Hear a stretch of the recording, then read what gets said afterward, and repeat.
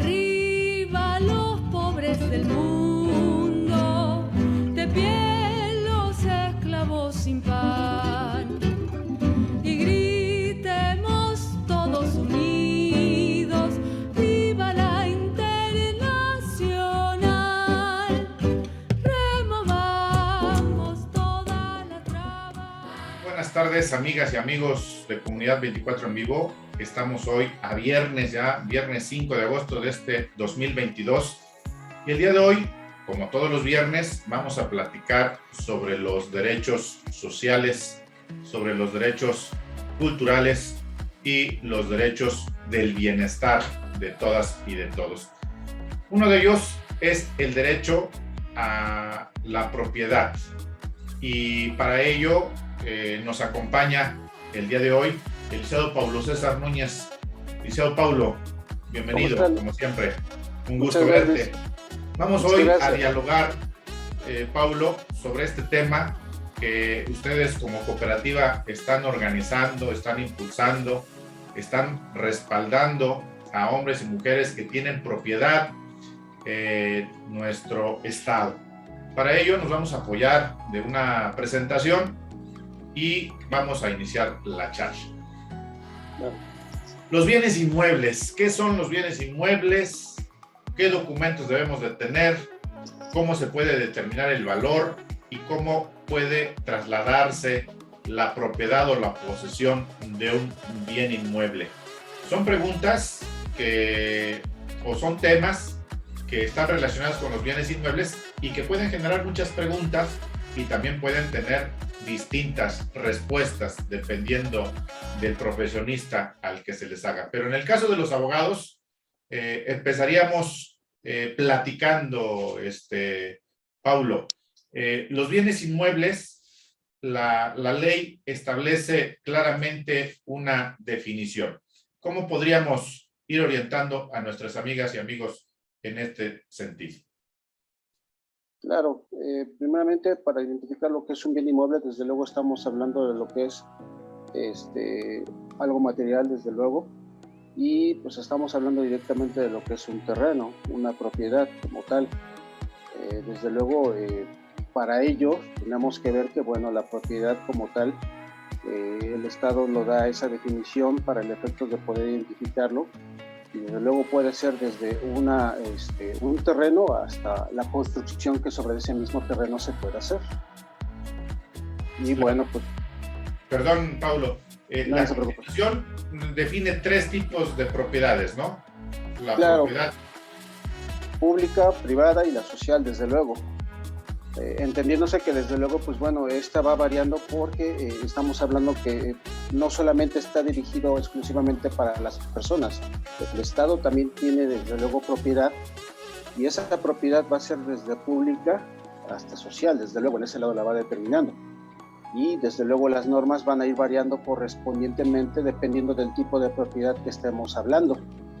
Así podemos ver desde luego leyes tanto a nivel federal como estatal y municipal que van hablando de eso. O el ejemplo claro, como usted lo mencionaba, es la Constitución, que es la principalmente que lo habla, en el artículo 4 constitucional. Después de ahí a nivel federal podemos encontrar la Ley General de Bienes Nacionales, que desde luego es la que va determinando cuáles son las propiedades o bienes federales. Así después en el Estado podemos encontrar el Código Civil, tanto del Estado de Puebla como las distintas legislaciones o códigos civiles de los demás estados, las leyes de patrimonio, de bienes también de entidades de las entidades federativas y desde luego también pues no podía faltar que tanto esos bienes podemos encontrar también ejidos que desde luego se consideran propiedad y se tengan que regular a través de la ley agraria como tal. Ha señalado un punto muy importante.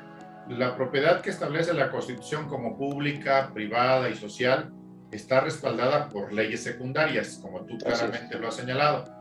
Es decir, esas leyes son las que nos garantizan derechos. Así es. Y esos derechos, tanto para los gobiernos federales, estatales y municipales, como para los particulares o para los que tienen una propiedad social, como puede ser un ejido, o como puede ser propiedad comunal, ¿no? Es correcto. Ejemplos de propiedades de los gobiernos federal, estatal o municipal. Claro. Cuando escuchas eso, ¿qué te viene a la mente? Bueno, en primer lugar pudiéramos hablar desde luego construcciones de inmuebles como tal, pues, los edificios públicos en donde se albergan o da la atención pública. Podemos hablar desde luego también de carreteras, de las carreteras también en ese lado entran. Podemos hablar también desde luego las construcciones de puentes como tal, que desde luego también eso pasa a formar parte del gobierno. Podemos, y eso es a nivel federal. Estatal, desde luego también podemos encontrar a lo mejor lo que son las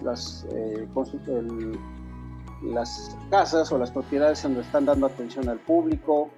En los casos municipales, pues bueno, podemos encontrar lo que son los zócalos como tal. Ellos también, los zócalos son propiedad municipales y en donde se dan atenciones o donde desde luego de alguna manera no solamente son propiedad de los municipios o de las entidades, pero también nosotros como personas podemos disfrutar de ese uso para efectos de irnos dirigiendo a ellos. Eso es como ejemplos en cuestión de lo que son, para entender lo que son los bienes propiedades de la nación o de las entidades federativas. Obviamente, desde luego, ahí estamos hablando que eso tiene una característica. Si bien son propiedad del Estado, eso no impide que nosotros podamos tener un uso o un goce de ese tipo de bienes para el efecto de que esa es una característica para el cual, desde luego, tiene a efecto de gozar con esos bienes o esas propiedades de los estados, ¿no? O lo que se le llama como propiedad pública, como tal. Y desde luego, pues ya hablando de lo que es la propiedad comunal o social, pues bueno, ya viene lo que son los ejidos o las sociedades ejidales, inclusive lo que son los juglares o juglares, jagüeyes, todo lo que tenga que ver desde luego con lo que es el ramo de lo que es la sociedad o más bien comunal como tal. Ya platicaremos en su oportunidad de cuántos ejidos hay en nuestro estado, de cuántos ejidos hay o hubo aquí en Puebla Capital y cómo esos ejidos, con una reforma que se dio en los años 90, han venido regularizándose porque la explosión demográfica, no debemos olvidar que hoy un 73% de la población ya vive en las ciudades y un 27% todavía sigue viviendo en el campo. Y esos que vivieron o que ya vinieron a vivir en las ciudades, muchos construyeron en ejidos y pasaron los años y esos ejidos han venido regularizando.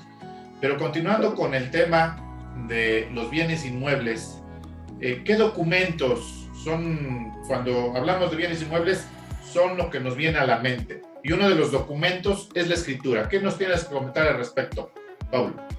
Bueno, en cuestión de lo que es la escritura, se tiene que ver que es un documento con el cual se acredita, por un lado, la propiedad de ese bien por el cual queremos ostentarnos como propietarios o poseedores. Porque hay escrituras que desde luego acreditan la propiedad, en el que yo me ostento como propietario o dueño y otra como poseedor o detentador. Y es importante desde luego que quien acudir con un notario para el efecto de poder obtener esa escritura o ese documento como tal. Posteriormente de eso, se tiene que dar de alta ante el registro público de la propiedad para el efecto de poder garantizar que realmente ese bien pertenece a mi propiedad y desde luego el Estado reconozca, para seguridad, reconozca la calidad de propietario o poseedor. Es importante desde luego que se tenga con este documento para el efecto de poder ostentarse como propietario y desde luego que el Estado reconozca esa calidad inscribiéndolo ante el registro público de la propiedad del comercio. Y una vez todo eso, pues también desde luego el municipio pues hacerlo o reconocernos esa calidad, inscribiéndolo también ante sus registros públicos para el efecto de poder pagar lo que es el predio, desde luego allí atentar o más bien tener la calidad de ser propietario ante el municipio también. Y desde ahí desde luego surge lo que es un impuesto que es el predio para el efecto de poder reconocer esa calidad o que nos reconozcan esa calidad de propietarios ante el municipio. Fíjate que por lo menos en Puebla Capital hay distintos estratos para pagar el agua. Es decir, el servicio privatizado del agua, de acuerdo a una norma, todo es importante comprender que desde el momento en que nace una escritura hay una serie de dependencias y de normas que están relacionadas con la misma. Y una de ellas, en el caso del agua, se concesionó y el pago que hacemos los que habitamos en Puebla Capital lo hacemos dependiendo del estrato en donde nuestra colonia se ubica, en donde está geográficamente localizado. Y también el tema de las zonas de valor, por eso hay zonas del estrato 6 que es el más alto, como también zonas del estrato 1 que son los que pagan lo básico en el tema del derecho humano al agua. Y también cuando se habla de escrituras, inmediatamente nos debe de venir a la mente la intervención de la autoridad estatal y de la autoridad municipal. Sí, eso es correcto. Fíjese que es interesante esa parte también porque, bueno, como usted bien lo menciona, el servicio al agua pues, se entiende que es un derecho primeramente establecido en la Constitución y desde luego otorgado exclusivamente para los municipios, que son los que la manejan, en el 115. Sin en cambio, hay que ver que, bueno, todos ese tipo de requisitos hay que irlos cumpliendo para efectos de poder estar bien y desde luego detentar bien lo que es la calidad de propietario. Ahí tendríamos que ver también las legislaciones que aplican para el efecto de determinar lo que es la regularización completa de lo que es esa propiedad o ese bien. Hay que recurrir desde luego a ciertas leyes o normas que nos van a regular, nos dan a la calidad de propietario. Desde luego los que aseguran que en ese lado sustentan lo que es la facultad para poder realizar esos trámites sobre reconocimiento. La ley del notariado es una ley que se reformó varias veces y por decir este año, si no mal recuerdo, en 2021, más bien, se determinó que los notarios ahora son auxiliares del Poder Judicial del Estado y en ese lado, ante ellos se pueden realizar varios trámites que yo creo que van a ser de esta índole y que más adelante lo vamos a tramitar, pero que desde luego van a tener mucha injerencia en las expresiones de lo que es la propiedad o los bienes inmuebles. Sin olvidar también que, bueno, esos trámites para realizarlos se regulan ante una ley de ingresos que van fijando lo que son los trámites que se van haciendo para efecto de poder cada año ir haciendo esos trámites. Por decir, este año hay una tasa en la cual se determina lo que es el pago correspondiente de los servicios que se van a hacer como descripción, los certificados y desde luego también lo que son los avalúos correspondientes para lo que es la propiedad, que desde luego también entra lo que es la ley del registro público de la propiedad.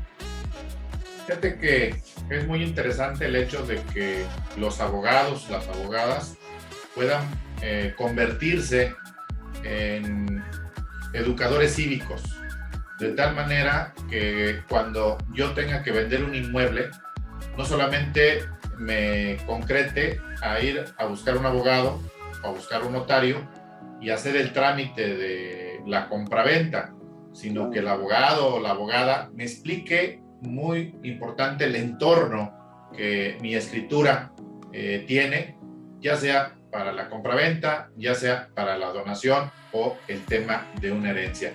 Y entonces aquí, como tú lo señalaste, hay el gobierno estatal, el gobierno municipal, existen legislaciones, tanto del estado como del municipio, que también están muy relacionadas con la escritura. Cuando se lee con calma una escritura, aparecen distintos artículos que el notario asienta en la escritura correspondiente y que va refiriendo cuáles son las leyes secundarias que se aplican o que tienen relación con alguna operación de las que dan fe pública. En el caso de los municipios, por ejemplo, ¿qué legislaciones podrían tener relación con mi patrimonio en caso de que yo quiera construir, ampliar o también incluso poder vender? Sí, yo creo que en este lado, para el caso de Puebla, podemos encontrar la ley de ingresos municipales, que es la que determina por un lado lo que son los montos que se van a cubrir para los trámites que se van a realizar, el código reglamentario municipal, porque en este lado, en el Coremún, como se le conoce aquí en el municipio de Puebla, determina si yo quiero construir, determina los trámites que yo tengo que realizar para poder hacer una obra en mi casa, porque no solamente es construir por construir, necesito regularme para efecto de poder ampliar mi propiedad o hacerle alguna adecuación para entonces estar dentro de él. Si yo no saco un permiso para poder construir, me puedo ganar una multa desde ahí, e inclusive la cancelación de la obra. Y eso va a generar desde luego un conflicto o un problema en el cual tendría que dirimirse hasta inclusive en instancias legales, que uno se tendría que ahorrar y solamente cumple esos requisitos, ¿no? Eso es de entrada. Sin mencionar que también, pues bueno, hay el código también, la ley orgánica municipal, que desde luego también en ese lado regula lo que son las facultades no solamente de los servidores públicos o municipales, pero que también desde luego ante qué instancia me tengo que recurrir para si yo quiero ampliar, construir, vender inclusive, y quiénes son las autoridades facultadas o competentes para poder realizar esos trámites. Eso entre las normas que podíamos regirnos, y también lo que son la ley de catastro municipal, que también se maneja en ese lado.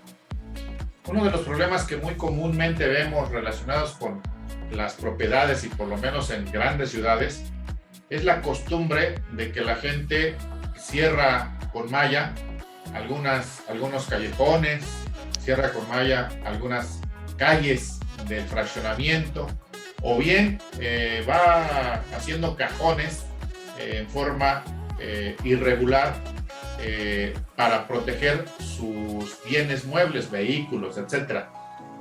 Eso está también contemplado en reglamentos, es decir, no por mutuo propio uno puede tomar esa decisión, y si se afecta a un tercero, este tercero puede acudir ante la autoridad municipal para que se regularice esa situación y se corrija, porque ese es un fenómeno que se ha venido presentando. Hay gente que, por ejemplo, ocupa espacios de áreas comunes, la cerca, y inmediatamente ya se siente propietario de ese espacio.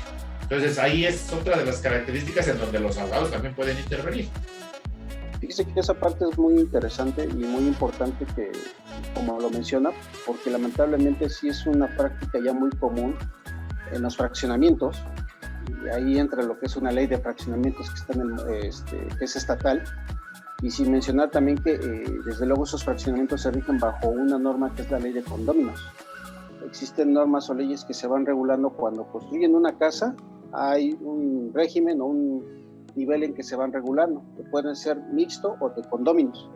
Condóminos se le debe de determinar a esa casa o esos fraccionamientos en donde hay casas seriales y están conjuntamente unidas y tienen que convivir mutuamente entre un vecino y otro.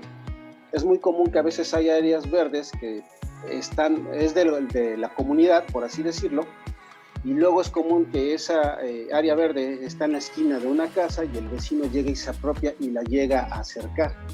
Eso se está volviendo también como que muy inusual, pero no ven que desde alguna manera eso está regulado en las propias leyes, tanto de fraccionamientos como de condominios, y sin olvidar que a veces hay fraccionamientos que emiten sus reglamentos internos y en el que le indican, mira, una vez que tú compras esta casa, aquí te damos tu reglamento de cómo debes de vivir, si hay que pagar cuotas, cómo se deben de pagar, y sobre eso también ante quién se paga, porque bueno, un fraccionamiento tiene que tener una mesa directiva, y eso es por disposición de la ley de condóminos. Tienen que organizarse internamente para poder determinar quiénes van a ser sus representantes, y esos representantes, de común acuerdo, tener que convocar asambleas para el efecto de que todos los fraccionadores o condóminos o los vecinos que ahí viven puedan determinar de común acuerdo su norma, cómo se van a regir y cómo van a convivir de alguna manera, ¿no? Y si en ese lado no hay de común acuerdo cómo se puede hacer, bueno, hay también autoridades a las que se pueden dirigir, porque en los municipios pues está en sindicatura municipal, está lo que son las áreas de atención vecinal para el efecto de atender los conflictos que se puedan dar entre los vecinos, y que es muy común esa parte, ¿no? Y que es importante desde luego conocerlo para el efecto de poder arreglar todo ese tipo de conflictos que surgen. No hay también de ese lado, bueno, uno también les puede dar la asesoría de cómo poder llegar a acuerdos extrajudiciales. Fíjate que ahorita que lo mencionas, hay información muy importante que los que son propietarios de algún inmueble pues tienen que ir valorando. Por ejemplo, y que creo que ustedes a través de la cooperativa lo van a ir construyendo. ¿Cuántos Infonavits hay? ¿Cuántas unidades habitacionales? ¿Cuántas colonias? Hay colonias de distintos niveles, de distintos estratos. Y cada colonia, cada barrio, cada conjunto habitacional tiene, como tú lo has señalado, reglamentación, que muchas veces la gente no sabe qué hacer cuando se encuentra con una situación de convivencia comunitaria. Y también hay normas que se pueden ir aplicando en los fraccionamientos. Imagínate el número de haciendas que existían en Puebla capital y que esas haciendas, cuando fueron dejando la actividad rural y fueron urbanizándose, cómo esas haciendas se convirtieron en fraccionamiento, en villas habitacionales, en distintas núcleos de población. Entonces, lo que tú señalas de ir desmenuzando, ir compartiendo las distintas normas que están relacionadas con un bien inmueble, pues va a ser muy interesante el hecho de que en su cooperativa se pueda llegar a esta situación. Vamos a continuar, y en el tema del valor, la mayor parte de las personas nos esforzamos por adquirir un inmueble y después de que lo adquirimos queremos venderlo, y ahí estamos en una situación de hacer un avalúo. Y hay distintas zonas que ya también la ley determina cuánto tienen que valer por metro cuadrado. Y lo más reciente fue el decreto que apareció el 27 de diciembre del 2021 en el periódico oficial del Estado. Esto es un elemento que le permite al especialista en hacer un avalúo, determinar cuánto cuesta una casa, un departamento, un terreno. Sí es importante aclarar que hay especialistas en esto, o sea, no los abogados o las abogadas, si no tenemos esa especialidad, podemos hacer un avalúo. Hay ya personas especializadas, los notarios, por ejemplo, las dependencias, el catastro, tienen personas especializadas en elaborar los avalúos. Pero aquí, ¿cuáles son los criterios que más o menos se aplican o más comunes para tener un avalúo de un inmueble? Paulo. Sí, bueno, el principal es desde luego que la ubicación, si es urbano o rural. De entrada, desde ahí hay que ver si en ese lado es urbano o rural. ¿Por qué? Porque en ese lado va muy de la mano con lo que son los servicios y los medios con los cuales puede contar ese bien inmueble. Desde luego también importa la ubicación, en dónde está ubicado, porque hay zonas, como usted bien lo menciona, que tienen cierto valor en comparación a otras, y eso es precisamente por disposición o el decreto que usted bien mencionaba. Desde luego también va de la mano también con no solamente los servicios, sino también con todo lo que cuenta a su alrededor, desde lo que es un centro comercial, las escuelas, desde luego farmacias, en fin, todo lo que pueda tener alrededor, para lo cual le genera cierta plusvalía, que esa es una de las características principales que le da cierto valor a ese inmueble, ¿no? Desde la ubicación, el destino, los servicios. Y otro punto muy importante también es las características del inmueble, es decir, cómo está construido, cuál es el material que tiene ese tipo de inmuebles, desde el tipo de loseta de piso hasta la forma en que esté construido, si es de ladrillo, piedra, adobe, en fin. Todo ese tipo de cuestiones son los que va dando un valor importante a ese bien inmueble. Como dato curioso, hay que ver que cada año, cuando se hace lo que es la emisión de lo que son los recibos prediales, en los recibos prediales viene lo que es un avalúo, que es precisamente el que tiene determinado el municipio para decir, mira, tú pagas de avalúo esto, y tú pagas esto porque tu casa vale esto. Y se puede dar uno cuenta, desde luego, ahí cuando revisa lo que es el recibo cada año, en el que viene lo que es un avalúo catastral, que no es lo mismo que un avalúo comercial, ¿no? Entonces, en ese lado, el avalúo es el que hace el municipio para decir, mira, tu casa vale tanto, y como tu casa vale tanto, tú vas a pagar tanto de impuesto. Y ahí se puede ir viendo, desde luego, el por qué va haciendo ese tipo de comparaciones o de valor, y desde luego, pues ahí viene el por qué, ¿no? Bueno, las características que acabamos de mencionar es el por qué se va indicando que tiene ese valor, ese precio. Fíjate que, reforzando tu comentario, en el tema del destino de los inmuebles, el avalúo es distinto para un avalúo para casa habitación, sí, a un avalúo para comercio, Exacto. o un avalúo para la industria. Exacto. También es muy importante, como tú lo señalaste acertadamente, el tema de la ubicación. No es lo mismo comprar un inmueble en el sur de la ciudad, en donde no existen las vías de comunicación, el transporte necesario, o Claro. no existe el alumbrado público, o no están pavimentadas las calles, o el drenaje no ha llegado todavía a la casa que voy a comprar, o incluso el agua se tiene que adquirir con pipas, o el agua está pagado el servicio del agua, pero no tiene ese servicio, la continuidad que necesita la familia que va a adquirir el inmueble, o el centro comercial, o el comercio que va a comprar el inmueble, o la industria que se va a instalar. Las características físicas también lo señalaste muy bien. No es lo mismo comprar una casa con una recámara, con 2 recámaras, con 3 recámaras, de un solo piso, de 2 pisos. Dependen de muchos factores. Vuelvo a insistir, ahí hay que respaldarse y apoyarse con especialistas, que generalmente las abogadas y los abogados tienen ese contacto. Entonces, los requisitos para vender un inmueble, Paulo. Claro, importante es desde luego primeramente contar con lo que es la escritura pública con la cual se acredita la propiedad. Ese es el principal elemento. Ya después de ahí, bueno, que la escritura desde luego aparezca por un lado el nombre de nosotros, en el cual nuestro nombre esté acorde a lo que aparece ahí, ¿no? Obviamente nos tenemos que identificar al respecto para poder decir, mira, la escritura está en nombre de Juan Pérez, yo soy Juan Pérez, ¿no? Otra parte muy importante también para poder vender, pues bueno, es también decirle al cliente que el bien o la propiedad se encuentra libre de gravamen. Y una forma de acreditarlo pues, es a través del certificado de libertad de gravamen.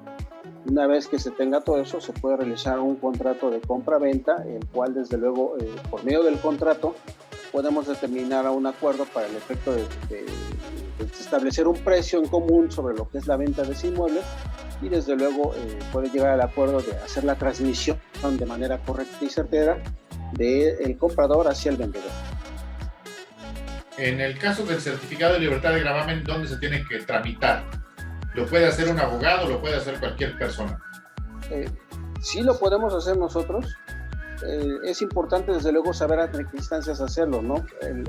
La característica más importante para poder realizar el certificado de libertad de gravamen es que tenemos que recurrir ante el registro público de la propiedad, o el IRCEP, por conducto de lo que es el registro público de la propiedad al respecto, ¿no? Y ahí aparece lo que es los servicios que tienen y cuánto cuesta ese servicio correspondiente.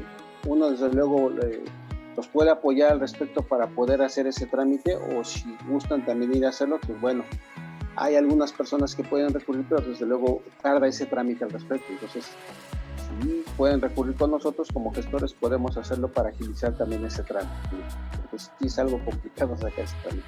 Para aquellas y aquellos que compraron un inmueble hace años con sus abuelos o sus padres o ellos mismos, pero por cuestión de una circunstancia de la vida se les llega a perder la escritura, el documento original que tenían y que los hacía sentirse como propietarios, ¿qué pueden hacer para reponer esa escritura?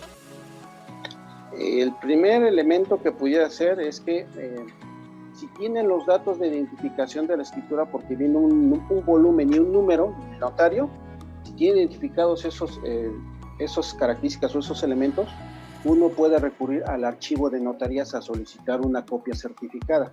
Eso como primer requisito. Si en dado caso no contaran con lo que es ese tipo de trámite, bueno, se tendría que ir entonces al registro público de la propiedad a primeramente sacar el certificado de libertad de gravamen para ver al nombre de quién está, y sobre eso, pues bueno, tratar de ver entonces, ya sea por la vía judicial o en su defecto ante la instancia correspondiente, para tratar de hacer lo que es el trámite de acreditación correspondiente. Aquí es importante ver que cuando uno recurre a los registros públicos de la propiedad, aparecen lo que son los datos del nombre del notario, el que se hizo, el volumen, foja, libro, todo eso. Y sobre esos datos se puede recurrir ya obviamente con lo que es al archivo de notarías a tratar de obtener un duplicado correspondiente de esa escritura. Esto sería lo más viable al respecto, ¿no? En el Puede ser registro que público, perdón, en el registro el público archivo, también. el, Ajá. sí. No, iba a decir que es el archivo de notarías correspondiente para hacer ese trámite de copias. Perfecto. Y en el registro público también podrían, pagando los correspondientes derechos, darnos una copia de la que aparezca en el registro público de la propiedad. Sí, aparece una foja en el que dice cuáles son los datos de cuál es el notario con el que se hizo, el número del libro, volumen, foja, todo eso, para el efecto de poder tener esa identificación, ¿no? Y eso es a través del certificado de libertad de gravamen. Bueno, pues ya saben, amigas y amigos, cuál es el trámite. Si no tienen ustedes a la mano su escritura, si la extraviaron, pues puede buscar una reposición, ya sea a través de la notaría, a través del archivo de notarías. Del archivo general de notarías, o a través del registro público de la propiedad. Es una investigación que lo más conveniente es respaldarse y apoyarse con un abogado, con una abogada, para que ustedes puedan tener su escritura a la mano. Y ya para ir cerrando, ya platicamos sobre el traslado. El traslado de un bien inmueble en cuanto a su propiedad o a su posesión se puede dar entre vivos o se puede dar como consecuencia de la muerte del propietario o del poseedor. Todo esto representa también la intervención de distintas instancias, como pueden ser notarías, como pueden ser juzgados. Por eso es muy importante el tomar, el prevenir situaciones que pueden complicar el traslado hacia nuestros hijos, hacia nuestros nietos.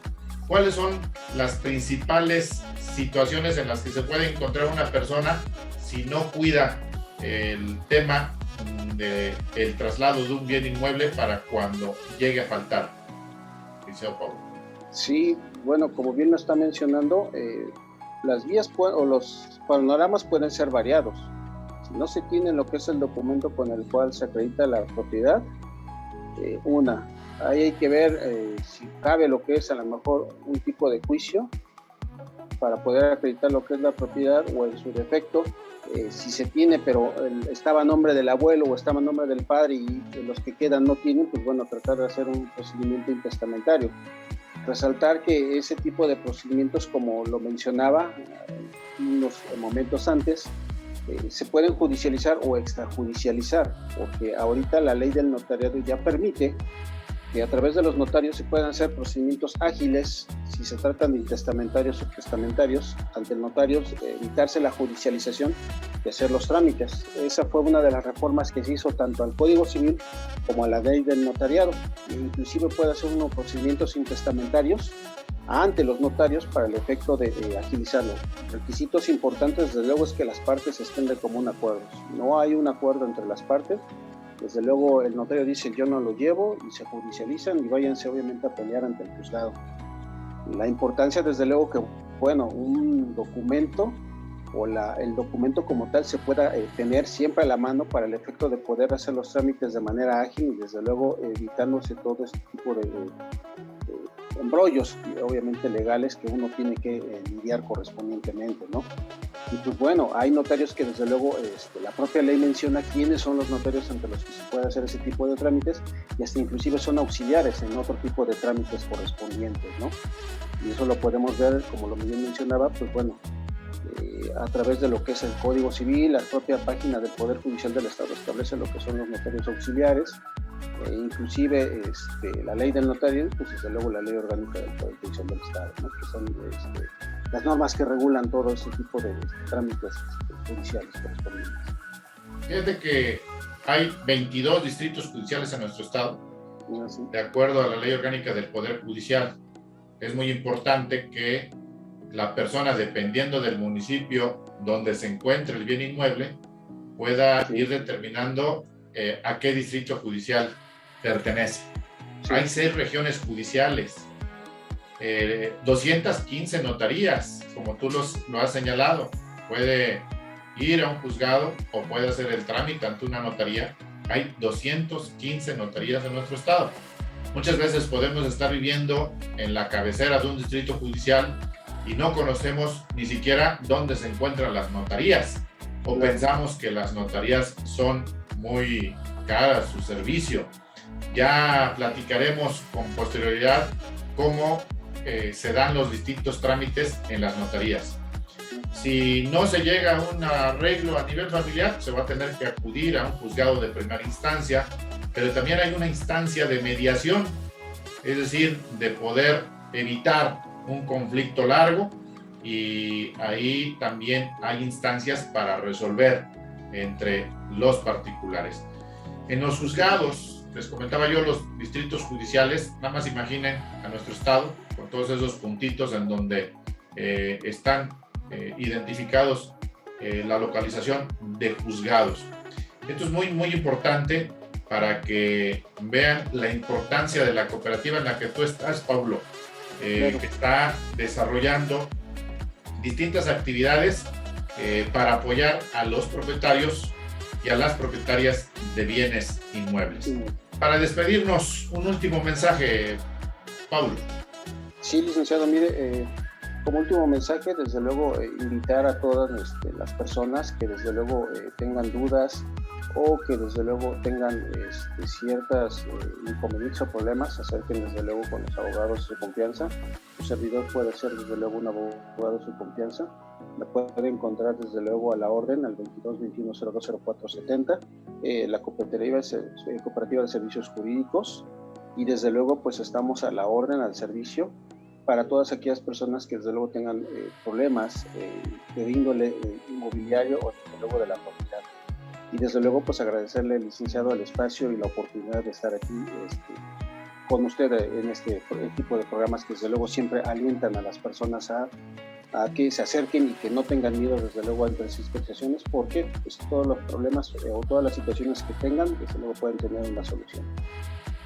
Gracias, Paulo. Te pediría yo que nos dieras tu número de teléfono con más calma, primer claro. elemento. Segundo, la otra pregunta que te podría yo hacer es si la gente que viva en otros municipios distintos a Puebla Capital y que tenga dudas con relación a su patrimonio, sea privado o sea social, es decir, que sea un ejido o sea una propiedad comunal, podrían contactarlos a ustedes a través de videollamadas, hoy que la tecnología está muy de moda. Y también, si ustedes como cooperativa tienen contemplado ir platicando la historia de las colonias, de las unidades habitacionales que en nuestra Puebla Capital existen, para que a partir de esa plática relacionada con la historia de los distintos lugares en donde la población ha llegado, puedan ustedes ir orientando con elementos básicos a la población, y que estas personas sepan que hay abogadas y abogados en esta cooperativa que los pueden respaldar en cuanto a la defensa de su patrimonio familiar. Claro. Sí, en cuanto a la primera pregunta, desde luego el número telefónico es 2221-020470. Ese es mi número particular en donde cual nos pueden encontrar. Y desde luego la cooperativa, el objetivo primordial que nosotros tenemos, por un lado, es desde luego ser una cooperativa que esté siempre al alcance de todas las personas, sin ninguna distinción. Lo que usted nos comenta es muy cierto.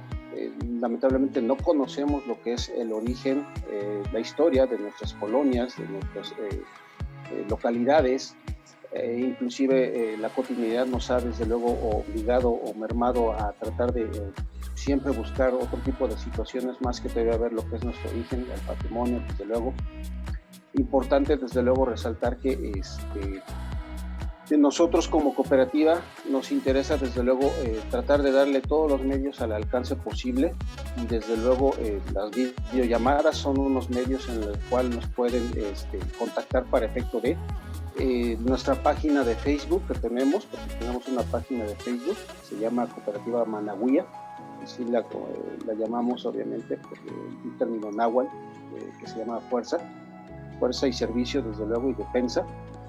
Y desde luego por la página de Facebook pueden encontrarnos así como Cooperativa Manahuia. Desde luego nosotros tratamos de ser lo más cercanos posibles a la gente y desde luego procuraremos en ese aspecto pues tratar de ver y enfocar a la gente hacia lo que es su origen, su historia y desde luego la protección de su patrimonio. Gracias, abogado Paulo.